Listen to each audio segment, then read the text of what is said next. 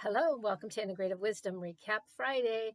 Verna Fisher out here on my front porch where I did full week, my full week of work out here on the front porch. Not bad, huh? Not bad. So, Recap Friday, we go back over the previous week, which is basically Monday through Friday. So this was July 20th through the 24th, 2020.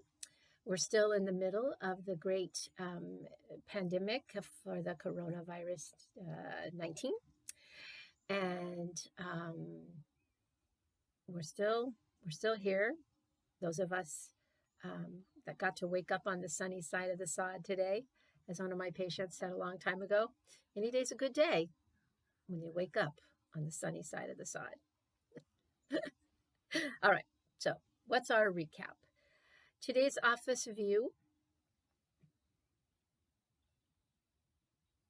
and actually, now that I think about it, you see the wheels turning.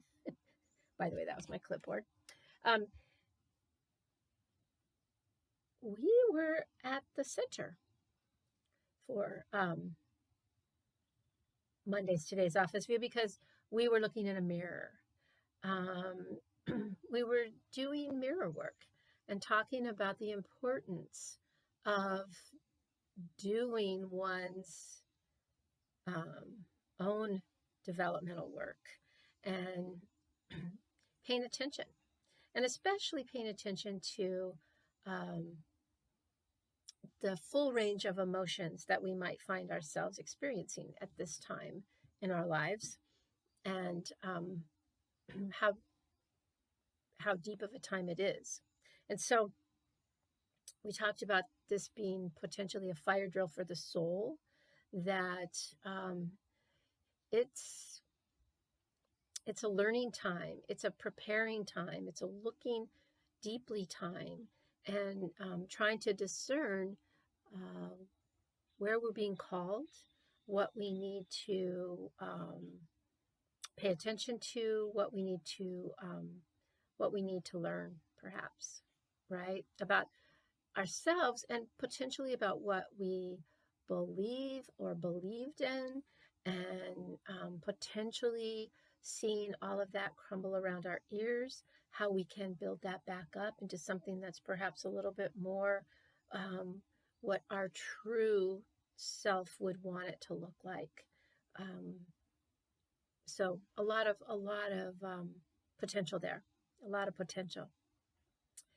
Tuesday, Integrative Wisdom. Shared a little bit more about my story, that this work with Integrative Wisdom is really about, it's holistic work, it's body, mind, spirit, but from that place of soul. And I shared a little bit of a story about how difficult it was for me to understand where my place was in not only the field of psychology, but the field of social work, how to get that to be seen in the world, right? How to get that to be seen in the world, and how it was hard for me because I didn't want to be frivolous, and there were those who were saying, who were kind of mocking the fact that soul was beginning to be a maybe overused word. And so I pushed it away. And yet here I am, 15 years later, whatever it is, realizing, coming around that full circle to realize that that is the work that I'm called to do. And that it doesn't matter how many times the word is used, but what matters is how much we live and honor the deepest, truest, most complete part of who we are. Right? So Catalyst Card Deck Day was Wednesday. And I have to say I still laugh when I look at the cards because it's very strange. Honor your personality type and listen, pay attention.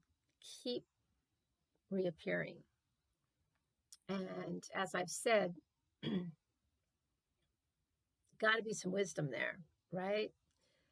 Um, if I can understand that I have a lens through which I see the world, and that lens can be clouded by so many things, that I'm really not seeing the world the way it is. I'm seeing it the world that I think it is. Um, but what was funny is when I pulled out the deck today to bring out the card, um,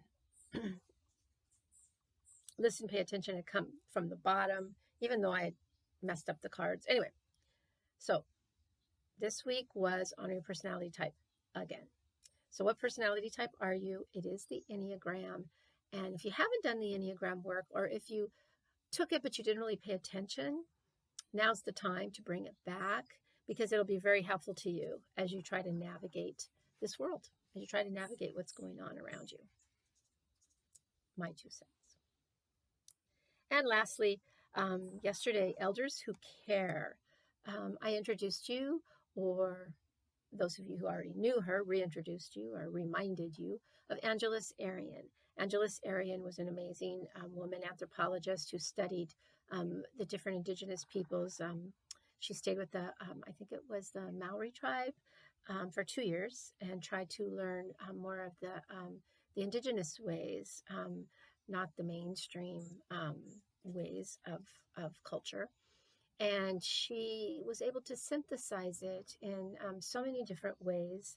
I got to hear her speak in 2001, and I found my notes, and it was in July, so that was kind of cool too. So it's exactly 19 years ago that I listened to her, and I can still hear her voice. I can still see her and her smile. And I, even though she has been deceased now for, I don't know how many years now, it's 4, maybe 5. I don't remember. Time is funny. She still guides me and helps me to understand the world a little bit more, and myself. And so, but she reminded me, so this is what I had shared with you, that, when we wake up in the morning, call on the ancestors. Call on the ancestors. She says they love assignments. And I love that she says that. And as I was reflecting on this recap, I realized that, I didn't really know too many generations back. I knew my grandparents. They were all still living when I was growing up. But I think there was only one great grandparent that I got to know a little bit. And I hate to say it like this, but she really wasn't an elder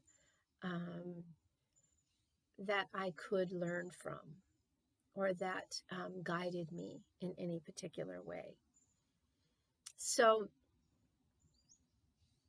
think about that. If we can call on our ancestors, because they're still here, what would we call on them to assist and guide us with, right? She shared how do I want to say this?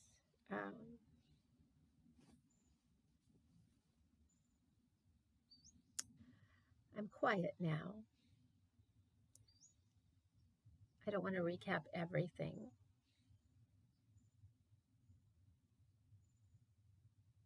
I guess what I would share is that she encouraged us to keep singing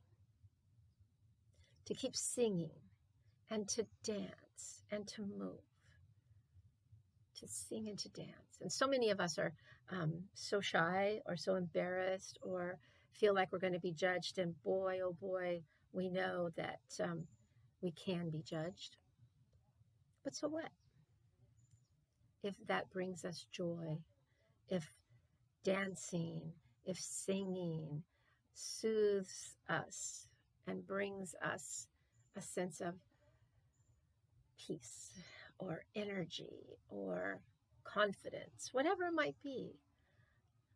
And that's why I kind of did a little video today singing You Are My Sunshine because I love that song. I love that song. I never said I could sing. That's okay. I can sing. I just may not sing on key, but that's okay. And the last thing that I would share that really I took to heart was her four-chambered heart from the river of love.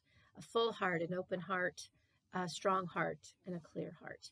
And if that doesn't feel like your heart today, full, strong, open, and clear, then that is some of the work that may be yours to do.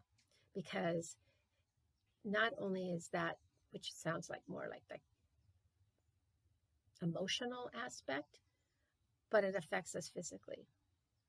So you can do research on the studies of the heart and see how much our attitude and our emotions play on the well-being of our heart. Full, strong, open, clear. All right. So that's it for Integrated Wisdom Recap Friday, July 24th, 2020.